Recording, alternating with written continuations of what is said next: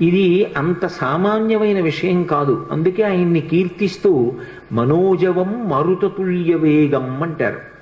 మనస్సు యొక్క జవం ఎలా ఉంటుందో, గాలి యొక్క వేగం ఎలా ఉంటుందో అంత వేగము కలిగినటువంటి వారు హనుమ. అప్పుడే పుట్టిన పిల్లవాడు అంత వేగంతో సూర్యమండలం వైపుకి ఎడుతున్నాడు. బాలార్కాభిముఖో బాలో బాలార్క ఇవ మూర్తిమాన్ గ్రహీతు కామో బాలార్కం ప్లవతే అంబర మధ్యగా అన్నారు మహర్షి.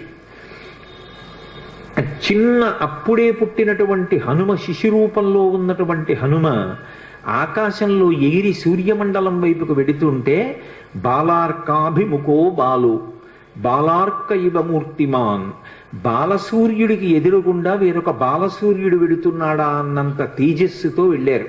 ఎందుకని అంటే నిన్ననే మీతో నేను మనవి చేశాను. ముఖం నాసికయా తస్యా తామ్రయా తామ్రమాబభౌ అంటారు మహర్షి.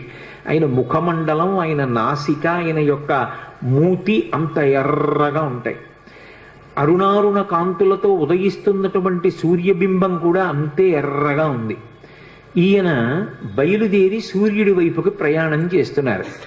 సూర్యుడి వైపుకి పిల్లవాడు వెళ్ళిపోతున్నాడు. కన్న తల్లి అంజనాదేవి పక్కనే పళ్ళు సేకరించడానికి వెళ్ళింది. పిల్లవాడికి ప్రమాదం జరుగుతుందేమో, సూర్యుని యొక్క కాంతి తట్టుకోలేక దహింపబడతాడేమోనని వెనక తండ్రి అయినటువంటి వాయువు అనుగమించారు.